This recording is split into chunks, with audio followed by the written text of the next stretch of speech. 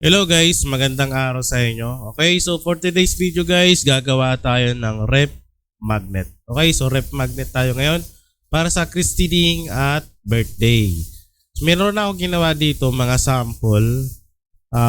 Sa ganitong design, pwede ka gumawa kahit free account lang. Syempre, yan. So pag nakuha mo itong template natin, kailangan palitan mo tong mga picture na to tulad na tong baby para ma-download mo yung ating design. Okay, so syempre kailangan talaga palitan yan dahil ipapalit mo dyan yung magbe-birthday or yung magbibinyagan.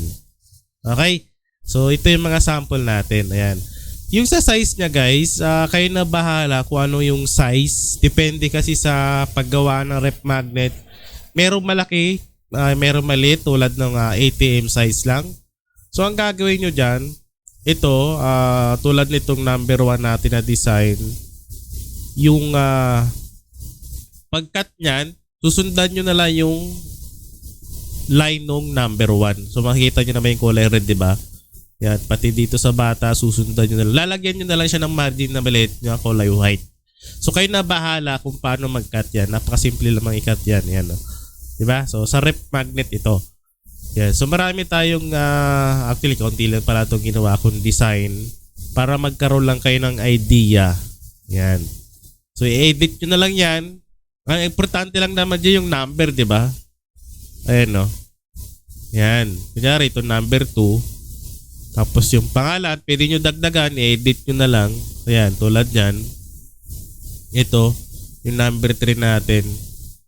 So number 4, so 5. So dito hanggang 10 lang, 11. O 10 lang, hanggang 10 lang yung nilagay ko na number kasi sample lang din naman, kaya na bahala magdagdag. Kasi pag 10 or 11 medyo malaki na yung bata noon, ibang souvenir na yun. Pero pwede naman, di ba? Yan, so sa rep magnet. Meron na ako ni-ready dito. So magano na lang tayo, sa sample na lang design tayo ulit para makita nyo kung paano. So dito tayo sa number 6. So ito, LMS na to, lalagyan mo siya ng picture. So magsasample na lang tayo.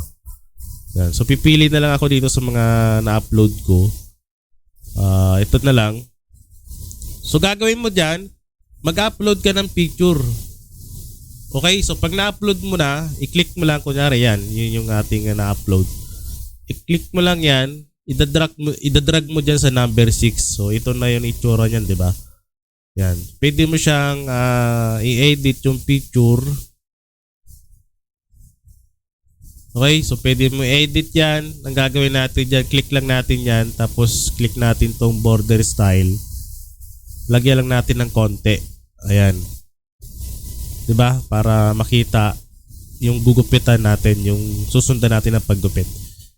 Pwede natin palitan ng kulay yan. So ipalit natin yung ka-blend niya. Ayan, yung kakulay. Ayan. So dito, ito yung number 6. Pwede ka mag-edit. Edit mo lang yan. Ayan. Tapos, kuha na lang tayo ng isa pang bata. Ito na lang. Para mabilis. Yung sa picture ng nagagawin nyo ng design, ganun din, upload nyo lang din, tapos click nyo, drag nyo dito. Ayan. Ayan. Diba? So kayo na bahala mag-design yan. Gagawa lang tayo ng sample. Palitan natin yung niya. Gawin natin color red. Ayan. So meron na tayong sample.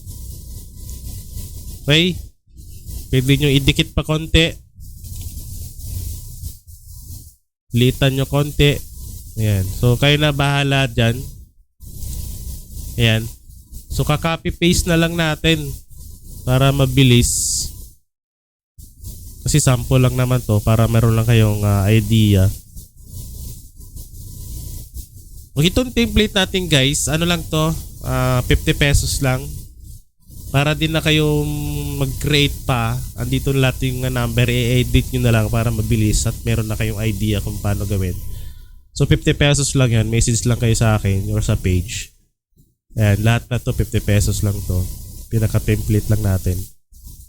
Okay, so copy paste lang natin para mabilis. Lagay lang natin dyan. Yan o. Yan. Pwede mo rin lakihan, pwede mo rin liitan. Nasa sayo na yan. So, ikaw naman magdi-design yan tapos ipapakita mo dun sa client mo, sa customer mo. Okay? Yan. So, kahit saan mo naman ito ilagay, walang problema naman dyan. Diba? Basta yung babagay lang. Ayan o. Kasi gugupitin mo naman yan eh. Kaya na bahala magdupit niyan pag na-print nyo sa rep magnet. Tapos yung date. Dagdagan nyo na lang. Ayan o. Ilang naman mga kailangan dyan. Okay? Ayan. So again guys, dito sa template natin, kahit pre-account lang, mahagawa ka na ito. Ayan. So nandito naman lahat ng number. Ilagay mo na lang dito. Ayan. So bahala na kayo mag-print niyan, mag-size. Ayan no. Basta itong ano natin, itong sa ating client na bata, ang gagawin mo dyan, para magkaroon siya ng guhit sa gilid, i-click mo lang yung shadow. Tapos click mo tong outline. Lagyan mo lang siya ng kulay, kung anong kulay gusto mo. Para meron kang pagsusundan pag ginupit yan. Okay? So ano lang to, dagdag natin pang printing natin sa ating printing business. Rep magnet. Yan. So kayo na bahala mag-customize niyan. Yung sa akin na idea lang din naman. Para meron kayong maumpisan sa mga nag-uumpisa pa lang. Lalo yung mga nag-uumpisa pa lang sa printing business natin. Para meron din kayong idea kung paano gawa ng rep magnet. Okay? So message lang guys sa mga gusto mag-avail. Pero karamihan naman ang ginagawa natin ay free. So tignan nyo na lang sa aking page or sa Facebook at doon sa vlog ko na website. Tignan nyo, maraming free doon. Okay? Yan. So good luck guys and happy printing.